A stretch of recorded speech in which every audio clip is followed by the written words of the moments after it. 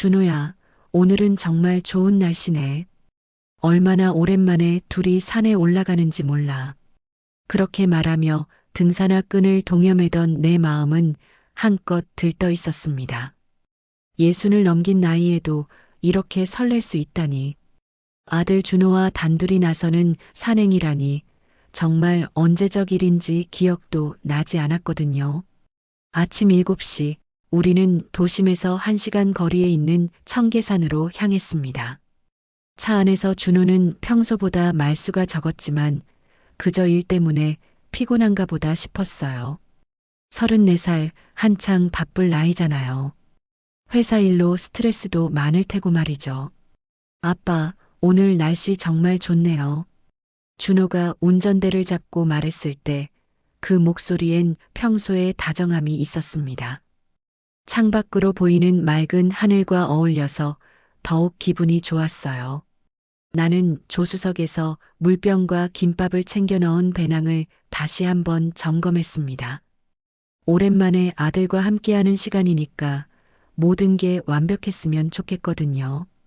등산로 입구에 차를 세우고 배낭을 매는 순간 상쾌한 공기가 폐 속 깊숙이 스며들었습니다.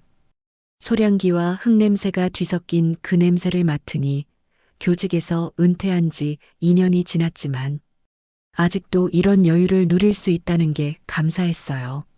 자, 그럼 천천히 올라가 볼까? 내가 먼저 발을 내딛자 준호가 뒤따라왔습니다. 처음엔 대화도 자연스럽게 이어졌어요. 학교에서 있었던 추억담도 하고 준호가 어릴 때 함께 왔던 다른 산들 이야기도 하면서 말이죠. 땀이 이마에 맺히기 시작했지만 기분은 날아갈 것 같았습니다. 아빠는 정말 대단해요. 이 나이에도 이렇게 건강하시고. 준호의 칭찬에 어깨가 으쓱했어요. 평소 운동을 꾸준히 해온 보람이 있었거든요. 매일 아침 동네 한 바퀴 도는 것도 주말마다 헬스장 가는 것도 다 이런 나를 위해서였나 봅니다. 1시간쯤 올라갔을까요? 중간쯤 되는 곳에서 잠시 쉬면서 물을 마셨습니다. 아래로 내려다보니 우리가 꽤 올라왔더라고요. 서울 시내가 한눈에 보이는 게 참 장관이었어요. 준호야, 사진 좀 찍어줄래? 엄마한테 보여주게. 네, 아빠. 준호가 핸드폰으로 제 사진을 찍어주는 동안 나는 환하게 웃었습니다. 아내가 보면 얼마나 좋아할까 생각하니 절로 미소가 나왔거든요. 아내는 무릎이 안 좋아서 이런 산행은 힘들어 하거든요. 대신 우리 둘이서 다녀와서 이야기해주면 늘 즐거워했어요. 다시 걷기 시작했습니다. 정상까지는 30분 정도 더 가면 될 것 같았어요. 그런데 이상했습니다. 점점 올라갈수록 준호의 표정이 굳어지는 게 보였거든요. 처음엔 피곤해서 그런가 싶었는데 뭔가 다른 느낌이었어요. 준호야, 괜찮니? 힘들면 여기서 쉬어도 돼. 괜찮아요, 아빠. 조금만 더 가요. 그 대답은 들었지만 준호의 목소리엔 처음의 다정함이 사라져 있었습니다. 뭔가 차갑고 날카로운 무언가가 스며 있었어요. 뒤에서 걸어오는 발소리도 평소와 달랐습니다. 뚜벅뚜벅 리듬이 없이 무거운 발걸음이었죠. 내 등 뒤로 전해지는 시선도 이상했습니다. 아들의 시선이라기엔 너무 차가웠거든요. 마치 나를 지켜보고 있다는 느낌이랄까요? 하지만 그냥 제 기분 탓이겠거니 생각했습니다. 아들이 아버지를 그런 눈으로 볼 리는 없잖아요. 드디어 정상 부근에 도착했습니다. 가파른 바위길이 나타났고 한쪽은 깊은 절벽이었어요. 난간도 제대로 설치되지 않은 위험한 구간이었죠. 평소에는 별로 신경 쓰지 않았는데 그날따라 왜 그렇게 아찔해 보였는지 모르겠어요. 조심해서 올라가자, 준호야. 그때였습니다. 뒤를 돌아본 순간 준호의 얼굴을 똑똑히 봤어요. 그동안 다정했던 아들의 모습은 온데간데 없었습니다. 차갑게 굳은 표정, 그리고 뭔가를 결심한 듯한 눈빛. 그 순간 등골이 오싹했어요. 아빠, 준호가 제 이름을 불렀습니다. 그런데 그 목소리가 평소와 너무 달랐어요. 마치 남처럼 냉정하고 거리가 있는 목소리였죠. 나는 본능적으로 뒤로 한 걸음 물러섰습니다. 그 순간이었어요. 준호가 한 발 다가왔고 제 등을 향해 손을 뻗었습니다. 처음엔 넘어지지 않게 잡아주려는 건 줄 알았어요. 하지만 그게 아니었습니다. 등 뒤로 전해진 힘은 잡아주는 게 아니라 미는 힘이었어요. 강하고 확실한 힘으로 제 몸을 절벽 쪽으로 밀어냈습니다. 그 순간 심장이 얼어붙는 줄 알았어요. 준호야. 제가 외친 그 순간 발밑에 돌이 굴러떨어졌고 몸의 중심이 흔들리기 시작했습니다. 아들의 얼굴을 바라보는데 거기엔 놀람도 당황도 없었어요. 오직 차가운 시선뿐이었습니다. 그 눈빛을 보는 순간 깨달았어요. 이건 실수가 아니라는 걸. 33년을 키운 내 아들이 아버지인 나를. 그렇게 생각이 미치기도 전에 몸이 허공으로 떨어지기 시작했습니다. 하지만 그보다 더 무서운 건 절벽 위에서 냉정하게 아래를 내려다보고 있는 준호의 모습이었어요. 도대체 무슨 일이 일어난 걸까요? 왜 내 아들이 나에게 이런 짓을 한 걸까요? 아, 비명이 목구멍까지 올라왔지만 바람에 흩어져 버렸습니다. 몸이 허공에서 빙빙 돌며 떨어지는데 머릿속엔 온통 준호의 그 차가운 눈빛만 맴돌았어요. 이게 꿈인가 싶었습니다. 아니, 꿈이어야 했어요. 내 아들이, 그것도 33년을 키운 준호가 아버지인 나를 절벽으로 밀어 떨어뜨리다니. 이런 일이 현실에서 일어날 수 있는 건가요? 바람이 귓가를 때리고 눈앞으로 바위와 나무들이 빠르게 스쳐 지나갔습니다. 이제 끝이구나. 그런 생각이 머리를 스쳤어요. 60몇 년을 살아왔는데 마지막이 이럴 줄이야. 아내 얼굴이 떠올랐습니다. 여보, 미안해.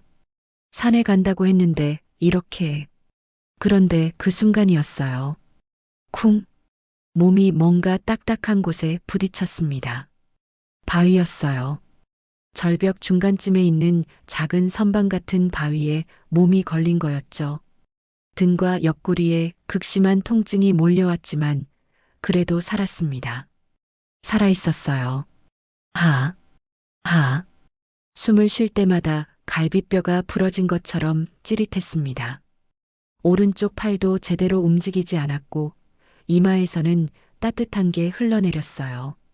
비었죠. 하지만 그래도 살았다는 게 기적 같았습니다. 조심스럽게 고개를 들어 위를 올려다봤어요. 절벽 위가 까마득히 높아 보였지만 그곳에 사람 그림자가 보였습니다. 준호였어요. 아직 떠나지 않고 아래를 내려다보고 있었죠. 그 순간 온몸에 소름이 돋았습니다.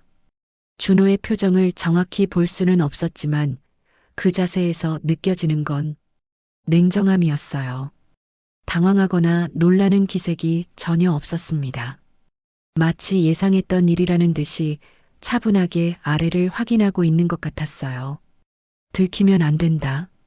그런 생각이 머릿속을 스쳤습니다. 왜 그런 생각이 들었는지는 모르겠어요. 하지만 본능적으로 알 수 있었습니다. 내가 살아있다는 걸 준호가 알면 안 된다는 것을요. 그래서 최대한 몸을 바위 그늘 쪽으로 숨겼습니다. 몇 분이 지났을까요? 준호는 그렇게 한동안 아래를 내려다보다가 드디어 등을 돌렸습니다. 그리고는 천천히 걸어서 사라졌어요. 발소리가 점점 멀어지는 게 들렸습니다. 그제서야 숨을 제대로 쉴 수 있었어요. 하지만 동시에 더 큰 공포가 밀려왔습니다. 준호가 정말로 나를 죽이려고 한 거였구나.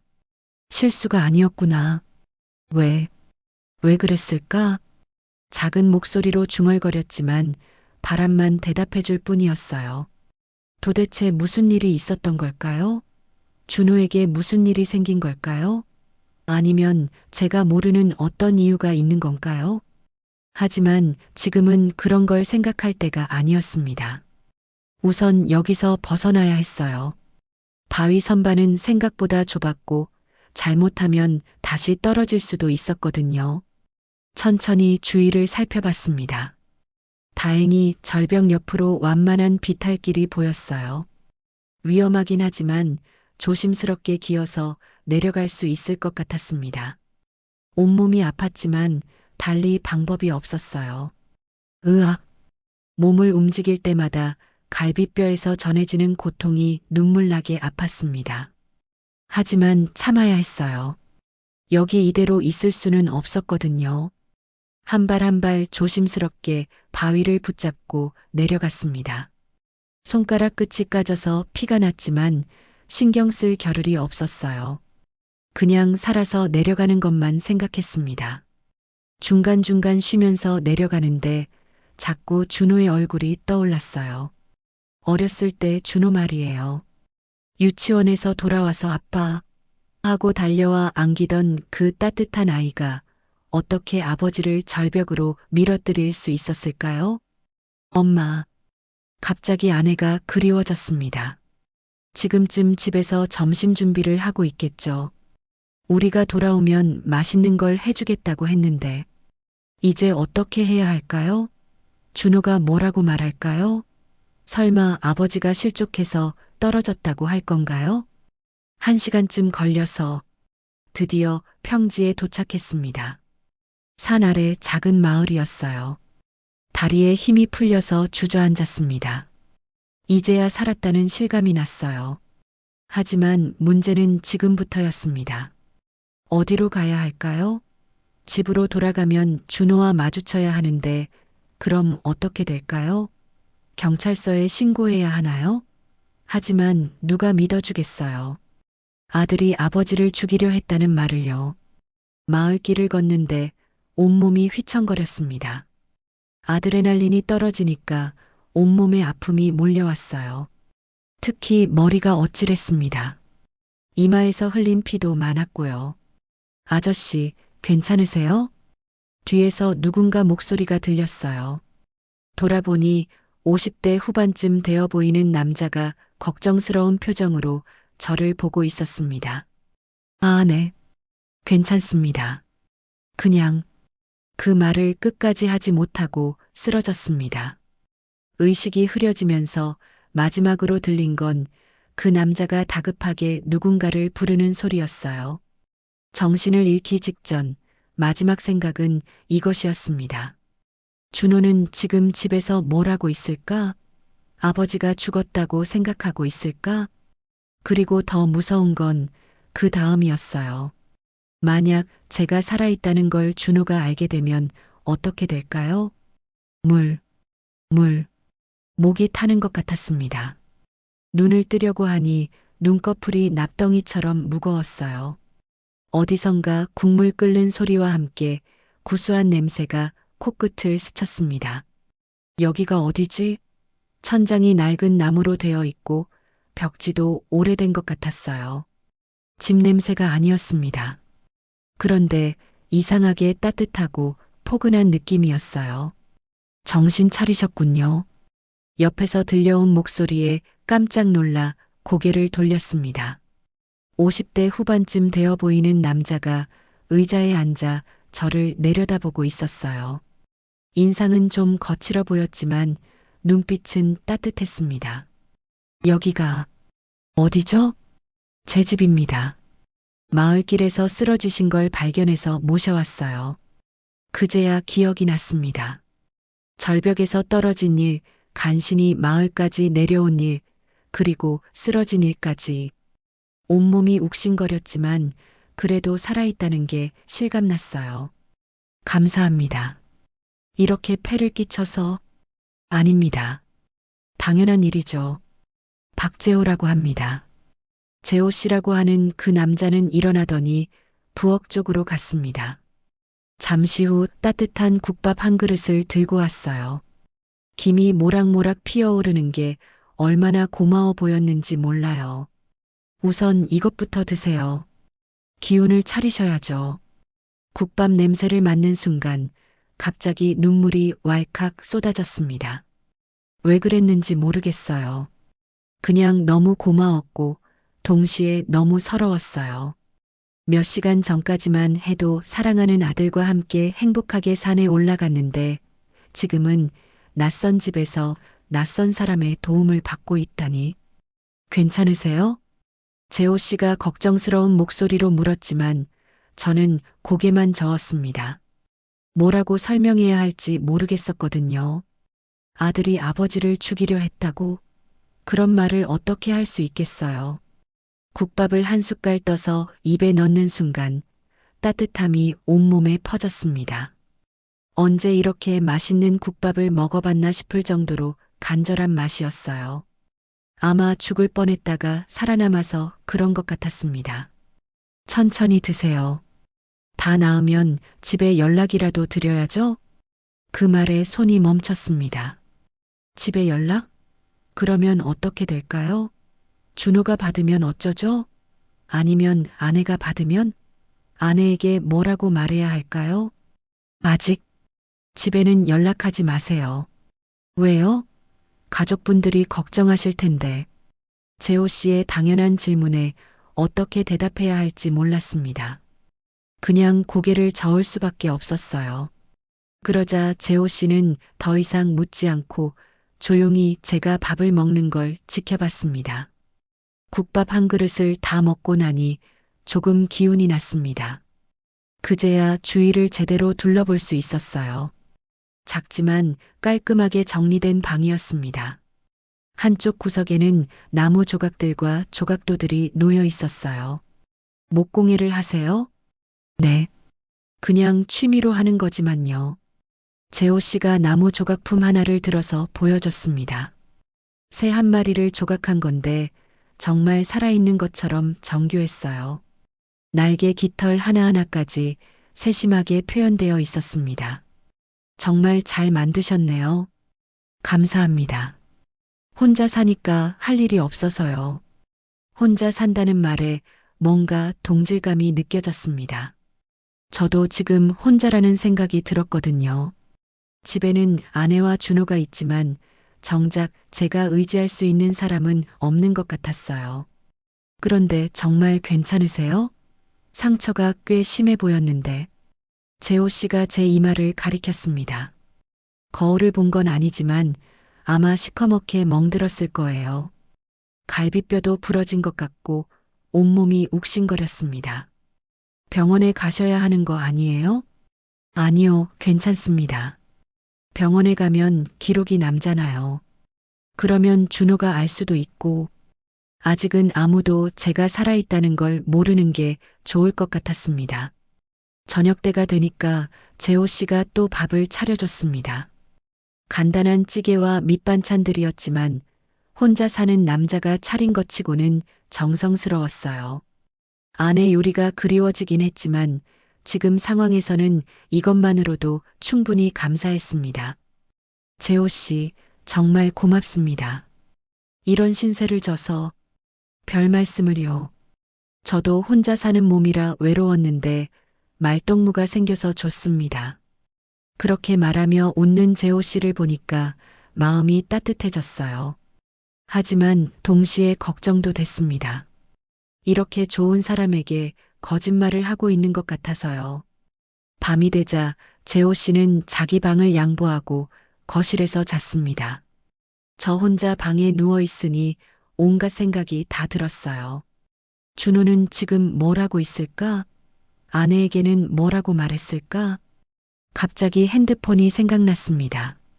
떨어질 때 어디 있는지 모르겠어요. 아마 절벽 어딘가에서 박살났겠죠. 그러고 보니 지갑도 없었습니다. 등산용 배낭에 넣어뒀는데 그것도 같이 떨어뜨린 것 같았어요. 그런데 이상했습니다. 준호는 왜 배낭을 찾아가지 않았을까요? 아버지가 죽었다고 생각한다면 적어도 시체라도 찾으려고 했을 텐데요. 아니면 신고라도 했을 텐데. 그때 갑자기 끔찍한 생각이 들었습니다. 설마 준호가 처음부터 이런 일을 계획했던 건 아닐까요? 그래서 시체를 찾지 않는 건 아닐까요? 사고로 보이게 하려고. 아니야, 그럴 리 없어. 작은 소리로 중얼거렸지만 불안함은 가시지 않았습니다. 손끝이 떨리고 심장이 불규칙하게 뛰었어요. 준호의 차가운 얼굴이 자꾸 떠올랐습니다. 새벽까지 잠들지 못하고 뒤척이다가 거실에서 재호 씨가 일어나는 소리가 들렸습니다. 일찍 일어나시는 분인가 봤어요. 부엌에서 물 끓이는 소리가 났습니다. 그런데 그때였어요. 멀리서 자동차 소리가 들렸습니다.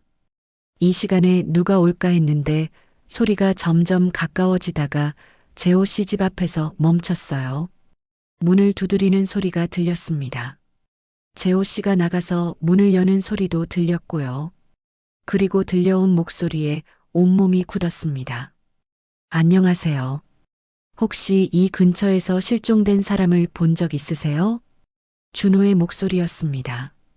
제 아들 준호가 이 집 앞에 와 있었어요. 어떻게 여기까지 찾아온 걸까요? 그리고 왜 지금 이 시간에? 네, 실종자가 있다고 하셨죠? 재호 씨의 목소리가 들렸습니다. 제가 숨죽이고 있는 방은 현관에서 가까워서 대화가 다 들렸어요. 심장이 터질 것처럼 뛰었습니다. 저희 아버지가 어제 산행을 나가셨는데 돌아오지 않으셔서요. 혹시 이 근처에서 다친 분을 보셨나 해서 찾아뵙고 있습니다. 준호의 목소리였습니다. 평소에 다정한 음성이었지만 저에게는 소름 끼치게 들렸어요. 저를 절벽에서 밀어뜨린 그 아들이 지금은 걱정스러운 아들인 척하고 있었던 거죠. 그런 분은 못 봤는데요. 몇 살 정도 되시는 분이에요? 62살이고 키는 170 정도 되십니다. 등산복을 입고 계셨는데 재호 씨가 잠깐 말을 멈췄습니다. 아마 제 생각을 하고 있는 것 같았어요. 나이도 비슷하고 다친 모습도 산에서 넘어진 것처럼 보였으니까요. 죄송하지만 못 봤습니다. 경찰서에는 신고하셨나요? 네, 물론이죠. 산악구조대도 출동했고요. 내일부터 본격적으로 수색할 예정입니다. 그 말을 들으니 온몸이 차갑게 식었습니다. 준호가 벌써 경찰서에 신고까지 했다고요? 그럼 지금 저는 공식적으로 실종된 사람이 된 거였어요. 그럼 혹시 뭔가 발견되면 연락드리겠습니다. 감사합니다. 제 연락처 남겨드릴게요. 명함을 주고받는 소리가 들렸습니다. 잠시 후 차 시동 걸리는 소리와 함께 준호가 떠나는 소리가 들렸어요. 그제야 숨을 제대로 쉴 수 있었습니다. 재호 씨가 방으로 들어왔습니다. 표정이 심각했어요. 방금 젊은 분이 실종된 아버지를 찾고 있다고 하는데 혹시? 저는 고개를 숙이고 말할 수 없었어요. 뭐라고 말해야 할지 모르겠었거든요. 재호 씨는 제 침묵을 보더니 조용히 옆에 앉았습니다. 무슨 일이 있었나요? 말씀하시기 싫으면 안 하셔도 되지만 뭔가 심상치 않은 것 같은데요. 그 따뜻한 목소리에 마음이 무너졌습니다. 며칠간 혼자 견뎌온 두려움과 배신감이 한꺼번에 쏟아져 나왔어요. 그 사람이 제 아들입니다. 네. 재호 씨가 깜짝 놀랐습니다. 당연한 반응이었죠. 그런데 왜 아들분께 연락을 안 하시는? 제가 아들한테 죽을 뻔했거든요. 그 말을 하는 순간 온몸이 떨렸습니다. 처음으로 누군가에게 진실을 털어놓는 거였어요. 재호 씨의 눈이 커졌습니다. 무슨 말씀을? 아들이. 준호가 저를 산에서 밀어뜨렸습니다. 절벽으로 말이에요. 재호 씨는 한동안 아무 말 못하고 저를 바라봤습니다. 믿기 어렵다는 표정이었어요. 그럴 만했습니다. 누가 들어도 믿기 힘든 이야기니까요. 정말이세요? 네. 처음엔 저도 실수인 줄 알았어요. 하지만 그 순간 준호의 표정을 봤거든요. 차갑고 마치 계획했던 일이라는 듯한 얼굴이었어요. 말하면서 눈물이 났습니다. 33년을 키운 아들에 대해 이런 말을 하고 있다는 게 너무 서러웠어요. 재호 씨가 조용히 제 손을 잡았습니다. 이유를 아세요? 모르겠어요. 정말 모르겠어요. 왜 그랬는지 이유를 밝혀야 합니다. 그래야 이 일을 해결할 수 있어요. 재호 씨의 목소리에 힘이 들어 있었습니다. 마치 무언가 결심한 듯한 느낌이었어요. 서울에 지인이 있어요. 개인 탐정을 하는 친구인데 한번 알아봐 달라고 해볼게요. 그럴 수 있나요? 물론이죠. 당신 아들이 뭘 하고 있는지, 왜 이런 일을 저질렀는지 알아봐야죠. 며칠 뒤 재호 씨의 지인으로부터 전화가 왔습니다. 재호 씨가 통화하는 동안 저는 가슴이 두근거렸어요. 무슨 이야기를 들을지 몰라서요. 네, 네. 정말요? 언제부터요? 재호 씨의 표정이 점점 굳어갔습니다. 뭔가 좋지 않은 소식인 것 같았어요. 알겠습니다. 고생하셨어요. 통화를 끊고 재호 씨가 저를 바라봤습니다. 그런데 그 눈빛이 분노로 가득했어요. 이런 놈이 있을 수가. 무슨 일인가요? 당신 아들이 벌써 보험사에 연락했어요. 실종 신고한 지 이틀 만에 말이에요. 보험사예요? 네. 아버지 명의로 된 생명보험 여러 건에 대해 문의했다고 합니다. 사망보험금이 얼마나 되는지, 언제부터 지급 가능한지 말이에요. 그 순간 머리가 하얘졌습니다. 보험금? 그럼 준호가 저를 돈 때문에? 그게 다가 아니에요. 재호 씨가 더 충격적인 말을 했습니다. 작년부터 당신 이름으로 보험을 추가로 여러 건 더 가입했다고 하네요. 당신이 직접 서명한 것처럼 보이지만 필적 전문가가 보면 위조인 걸 알 수 있을 거라고 했어요. 온몸이 굳었습니다. 그럼 준호가 계획적으로 벌써 작년부터 보험금이 총 얼마나 돼요? 5억 원이 넘는다고 하네요. 그 숫자를 들은 순간 어지러웠습니다. 5억? 내 목숨이 5억 원이었다고요? 그런데 더 무서운 건 다른 거였어요. 작년부터 보험을 가입했다는 건 그때부터 이미 아버지를 죽일 계획을 세웠다는 거잖아요. 제 아들이 정말 말을 잇지 못하고 고개를 떨궜습니다. 33년을 키운 아들이 아버지를 돈으로 본 거였어요. 그것도 1년 넘게 계획을 세워서 말이에요. 재호 씨가 제 어깨를 토닥여줬습니다. 힘드시겠지만 더 파봐야 해요. 이런 일을 저지를 만한 이유가 분명히 있을 거예요. 그때였습니다. 현관 앞에서 발소리가 들렸어요. 그런데 이상했습니다. 문을 두드리지도 않고 그냥 서 있는 것 같았어요. 재호 씨와 저는 숨을 죽이고 귀를 기울였습니다. 분명히 누군가 밖에 있었어요. 하지만 문을 두드리지도 않고 그렇다고 가지도 않고 몇 분 후 발소리가 멀어졌습니다. 차 시동 거는 소리도 들렸어요. 누구였을까요? 재호 씨가 조심스럽게 창문 틈으로 밖을 내다봤습니다. 그리고는 얼굴이 굳었어요. 당신 아들이었어요. 또 왔다 갔네요. 왜 또 왔을까요? 그리고 왜 문도 두드리지 않고 그냥 서 있었을까요? 갑자기 소름이 돋았습니다. 혹시 준호가 제가 여기 있다는 걸 눈치챈 건 아닐까요? 더 자세한 조사 결과가 나왔어요. 재호 씨의 지인에게서 온 두 번째 전화였습니다. 며칠 더 조사한 결과라고 했는데 재호 씨의 표정이 점점 어두워졌어요. 네. 4억이요? 그렇게 많이? 언제부터요? 4억? 무슨 4억 원 이야기일까요? 저는 가슴이 두근거리며 재호 씨의 통화를 들었습니다. 알겠습니다. 정말 고생 많으셨어요. 통화를 끝내고 재호 씨가 저를 바라봤습니다. 그 눈에는 분노와 안타까움이 섞여 있었어요. 뭔가 더 나온 게 있나요? 준호 씨가 사채에 손을 댔더군요. 사채요? 네. 빚이 4억 원이 넘는다고 합니다. 작년에 사업을 시작했다가 완전히 망한 거예요. 머리가 띵했습니다. 4억 원의 빚? 그럼 정말로 돈 때문에 아버지를 죽이려 한 거였군요. 사업이요? 준호가 무슨 사업을 했나요? 저는 회사 다닌다고만 들었는데 IT 관련 스타트업이었다고 하는데 6개월 만에 문 닫았대요. 투자금은 모두 날리고 사채까지 끌어다 쓴 거죠. 그제야 이해가 됐습니다. 왜 준호가 최근에 자주 힘들어했는지, 왜 표정이 어두웠는지 말이에요. 하지만 그렇다고 해서 아버지를 죽이려 할 이유가 되나요? 그런데 더 충격적인 게 있어요. 재호 씨가 더 심각한 표정으로 말했습니다. 집도 담보로 잡혀 있다고 하네요. 당신 명의로 된 집 말이에요. 뭐라고요? 우리 집을?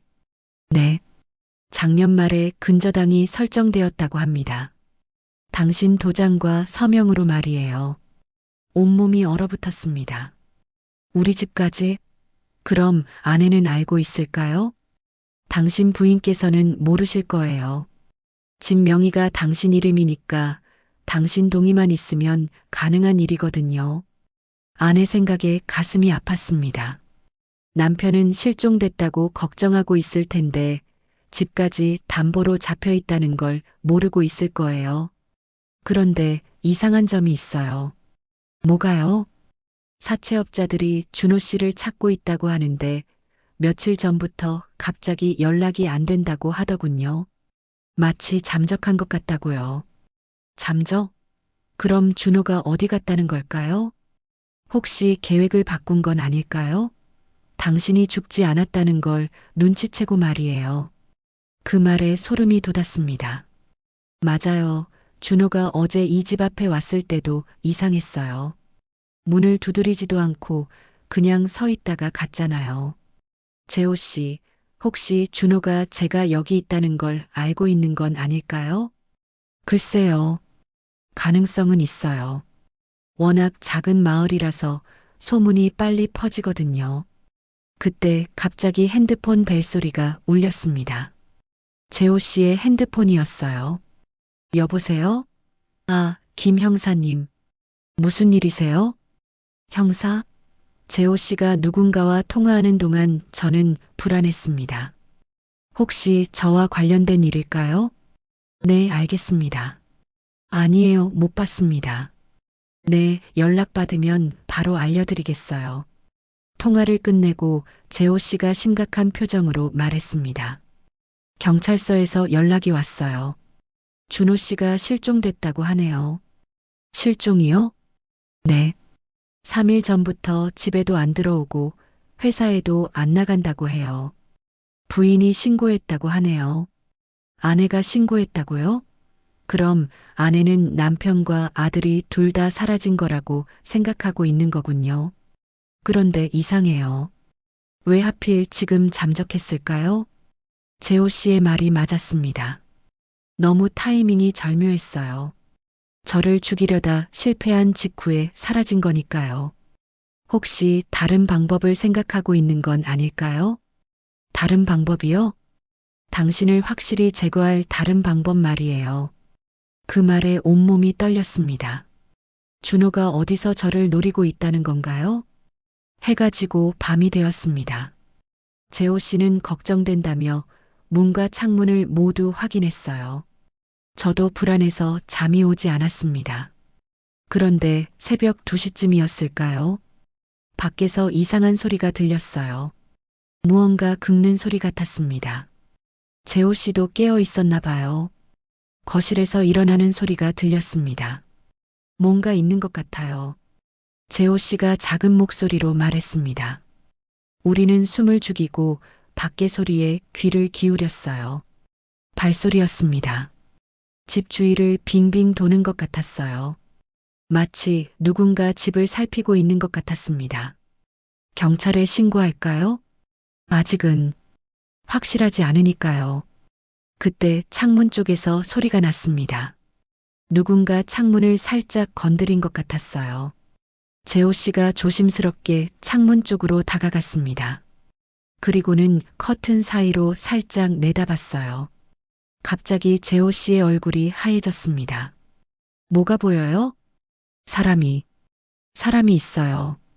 후드를 뒤집어 써서 얼굴은 안 보이는데 그 순간 밖에서 발소리가 빨라졌습니다. 뛰는 소리였어요. 멀어지는 소리가 들렸습니다. 도망갔어요. 재호 씨가 안도하며 말했지만 저는 더 불안해졌습니다. 누가 우리를 지켜보고 있었던 걸까요? 준호일까요? 모르겠어요. 하지만 가능성은 있어요. 다음 날 아침 재호 씨가 집 주위를 확인해 봤습니다. 그리고는 놀라운 걸 발견했어요. 여기 봐요. 발자국이 있어요. 집 뒤쪽 흙바닥에 발자국이 선명하게 남아 있었습니다. 운동화 자국 같았어요. 크기로 봐서는 남성용 같은데 280 정도 되는 것 같아요. 280? 그건 준호 신발 사이즈였어요. 준호가 어렸을 때부터 발이 컸거든요. 정말 준호가 온 거군요. 그런 것 같아요. 당신이 여기 있다는 걸 확신하고 있는 것 같아요. 그럼 이제 어떻게 해야 할까요? 언제까지 이렇게 숨어 있을 수는 없잖아요. 재호 씨, 이제 정말 경찰에 신고해야 하는 것 같아요. 그게 좋을 것 같아요. 하지만 그 전에 재호 씨가 말을 멈췄습니다. 뭔가 생각이 있는 것 같았어요. 그 전에 뭐요? 확실한 증거를 잡아야 해요. 지금은 당신 말밖에 없잖아요. 아들이 아버지를 죽이려 했다는 게 쉽게 믿어줄까요? 맞는 말이었습니다. 아무리 보험금이나 빚 이야기가 나와도 실제로 절벽에서 밀었다는 건 증명하기 어려웠어요. 그럼 어떻게 해야 하죠? 재호 씨가 진지한 표정으로 말했습니다. 준호를 여기로 유인해서 자백을 받아야 해요. 녹음해서 말이에요. 위험한 계획이었지만 달리 방법이 없어 보였습니다. 하지만 준호가 정말 올까요? 그리고 온다면 무슨 일이 일어날까요? 준호한테 연락을 해봐야겠어요. 재호 씨의 말에 가슴이 철렁했습니다. 아직도 제가 죽었다고 생각하고 있는 준호에게 연락을 한다고요? 어떻게요? 제가 죽었다고 생각하는데 바로 당신이 살아있다는 걸 알려주는 거죠. 그러면 분명히 여기로 올 거예요. 재호 씨의 지인이 준호의 핸드폰 번호를 알아냈습니다. 며칠간 꺼져 있던 핸드폰이 어제부터 다시 켜졌다고 했어요. 하지만 너무 위험하지 않나요? 그래서 미리 준비를 해둔 거예요. 재호 씨가 작은 녹음기를 보여줬습니다. 그리고 집 안 곳곳에 숨겨둔 다른 녹음 장치들도 확인해 줬어요. 모든 대화가 녹음될 거예요. 그리고 만약의 경우를 대비해서 경찰서에도 미리 연락해 뒀습니다. 저녁 7시 재호 씨가 준호에게 전화를 걸었습니다. 여보세요? 준호 씨죠? 저는 박재호라고 하는데 며칠 전에 뵈었죠. 핸드폰 스피커를 켜놨기 때문에 준호의 목소리가 들렸습니다. 아, 네. 무슨 일이세요? 사실 당신 아버지를 찾았습니다. 전화 너머로 준호가 숨을 크게 내쉬는 소리가 들렸어요. 정말요? 아버지가 어디 계세요? 괜찮으세요? 연기였습니다. 완벽한 연기였어요. 걱정하는 아들의 목소리였지만 저는 그 속에 차가움을 느낄 수 있었습니다. 많이 다치셨어요. 병원에 가셔야 할 것 같은데 자꾸 집에는 연락하지 말라고 하시네요. 네. 왜요? 엄마가 얼마나 걱정하고 계신데. 직접 와서 확인해 보세요. 주소 알려드릴게요. 주소를 알려주고 전화를 끊었습니다. 30분 후에 온다고 했어요. 그 30분이 평생 같았습니다.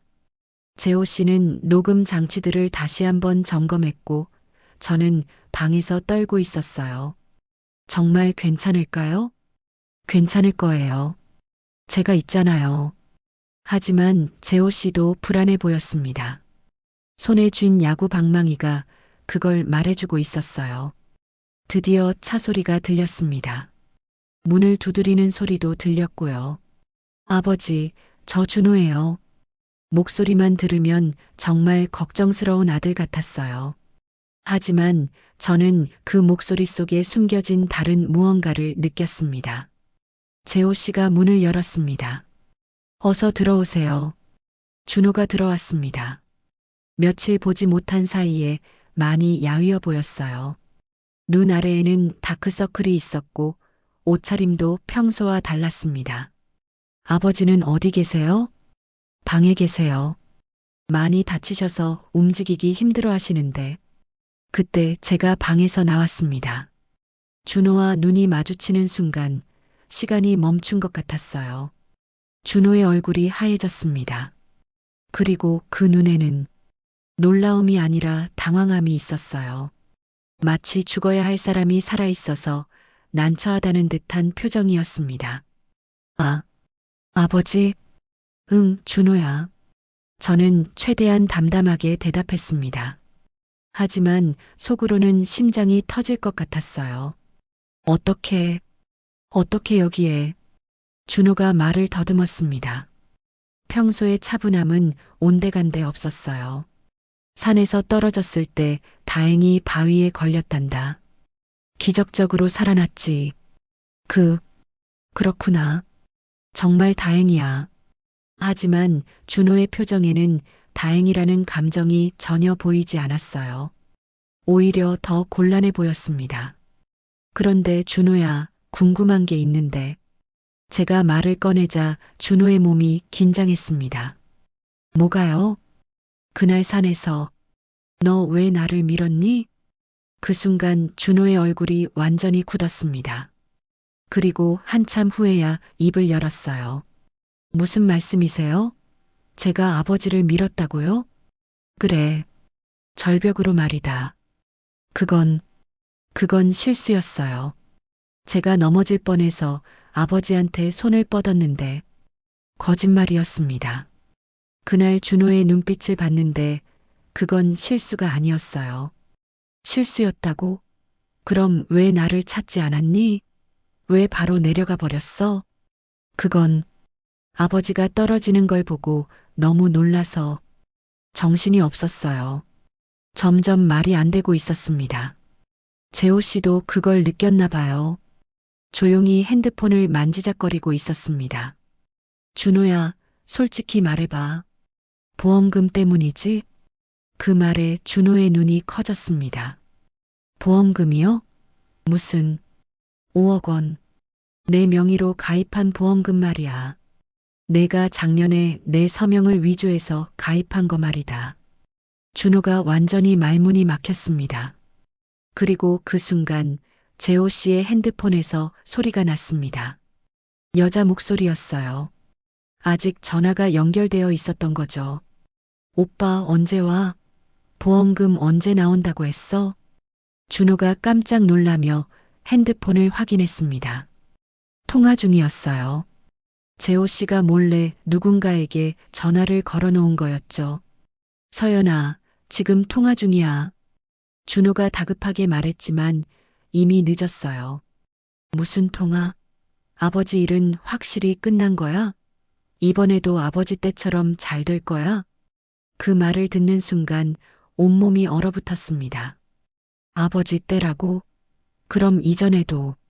서연아, 전화 끊어. 준호가 소리쳤지만 여자는 계속 말했어요. 왜 그래?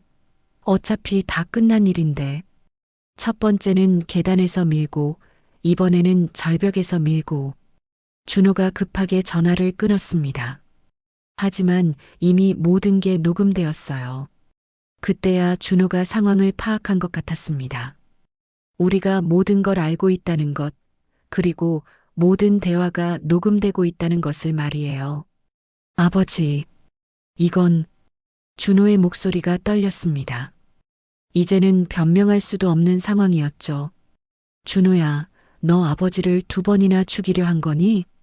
제 목소리도 떨렸습니다.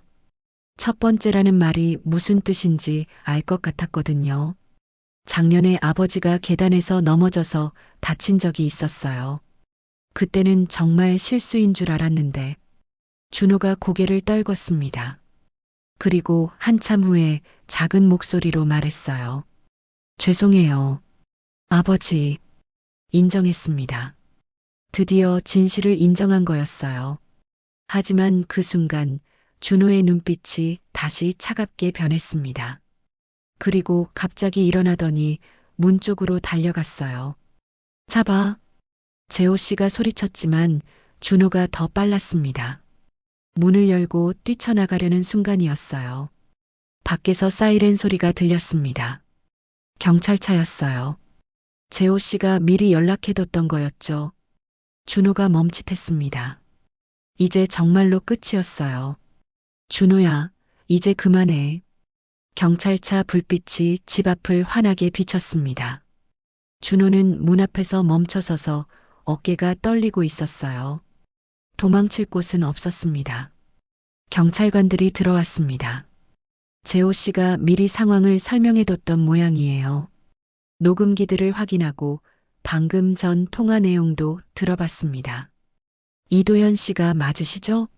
실종 신고가 들어온 분이신데. 네, 맞습니다. 그리고 이분이 아드님이신가요? 준호를 가리키는 경찰관의 말에 고개를 끄덕였습니다. 33년을 키운 아들이었지만 이제는 낯선 사람 같았어요. 조사실에서 모든 진실이 밝혀졌습니다. 준호의 사업 실패, 4억 원의 사채 빚, 위조된 보험 가입 서류, 그리고 2차례의 살인 미수까지. 연인 서연도 공범으로 체포되었어요. 보험 설계사였던 그녀가 보험금 수령 방법까지 계획했다고 했습니다. 가장 충격적인 건 작년 계단 사건이었어요. 정말 실수라고 생각했던 그 일도 준호가 계획한 것이었다니. 그때 실패하자 이번에는 더 확실한 방법을 택한 거였죠. 준호야. 조사가 끝나고 준호와 마지막으로 마주했을 때 저는 복잡한 마음이었어요. 미워야 하는데 한편으로는 불쌍하기도 했습니다. 아버지, 정말 죄송합니다. 준호가 고개를 숙이며 말했어요. 수갑을 찬 손이 떨리고 있었습니다. 왜 그랬니? 그렇게 힘들면 아버지한테 말할 수도 있었잖니. 죄송해요. 정말 죄송해요. 준호는 그 말만 반복했어요. 변명도 하지 않았습니다. 아마 본인도 자신이 한 일이 용서받을 수 없다는 걸 알고 있는 것 같았어요. 재판이 열렸습니다. 언론에서도 큰 관심을 보였어요. 아들이 아버지를 보험금 때문에 죽이려 했다는 사건이니까요. 준호는 살인미수와 문서위조, 사기 등의 죄목으로 징역 12년을 선고받았습니다. 서연도 공범으로 징역 8년을 받았어요. 판결이 내려진 날 법정 밖에서 아내를 만났습니다. 한 달간 남편과 아들 걱정으로 많이 야위어 있었어요. 여보, 아내가 제 품에 안기며 울었습니다. 저도 눈물이 났어요. 이 모든 일을 혼자 견뎌낸 아내가 얼마나 힘들었을까요? 집으로 돌아가는 길 재호 씨가 함께 했습니다. 지금은 저희 가족의 은인이자 소중한 친구가 되었어요. 재호 씨 덕분에 살았습니다. 정말 고맙습니다. 아닙니다. 당연한 일을 했을 뿐이에요. 집에 도착해서 아내와 함께 차를 마시며 이야기했습니다. 준호에 대한 이야기, 앞으로에 대한 이야기까지. 준호를 용서할 수 있을까요? 아내의 질문에 한참을 생각했습니다. 용서는 시간이 필요할 것 같아요. 하지만 그래도 내 아들이니까. 며칠 후 교도소로 준호를 면회 가기로 했습니다. 아내는 아직 마음의 준비가 안 됐다고 해서 혼자 갔어요. 준호는 많이 변해 있었습니다. 야위고 수척해 보였지만 예전보다 오히려 평온해 보였어요. 아버지가 오실 줄 몰랐어요. 그래도 내 아버지잖니. 죄송해요. 정말, 정말 죄송합니다.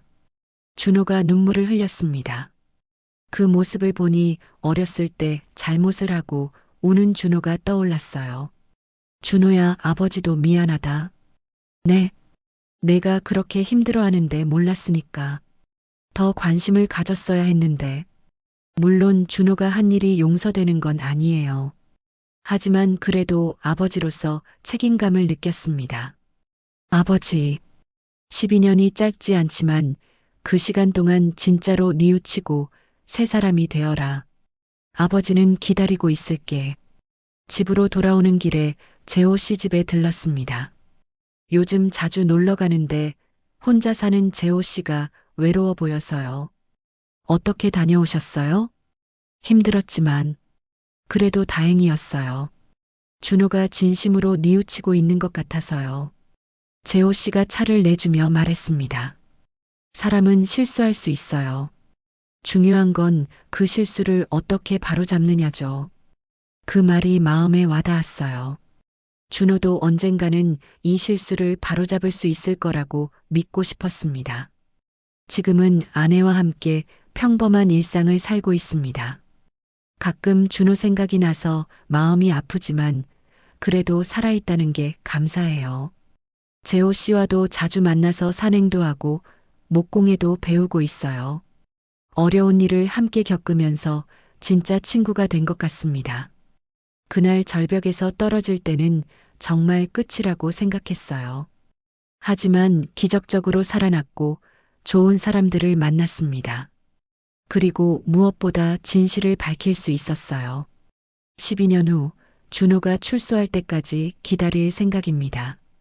그때는 정말로 새로운 시작을 할 수 있을 거라고 믿어요. 인생은 예측할 수 없는 것 같아요. 가장 믿었던 사람에게 배신당할 수도 있고 전혀 모르는 사람에게 구원받을 수도 있고요. 하지만 그 모든 일들이 우리를 더 강하게 만들어주는 것 같습니다. 오늘도 별별 사연극장의 이야기를 들어주셔서 감사합니다. 여러분은 이 사연을 어떻게 보셨나요? 하고 싶은 이야기나 응원의 마음이 있다면 댓글로 남겨주시고, 그럼 오늘도 따뜻한 하루 보내시고, 다음에도 새로운 이야기로 찾아오겠습니다.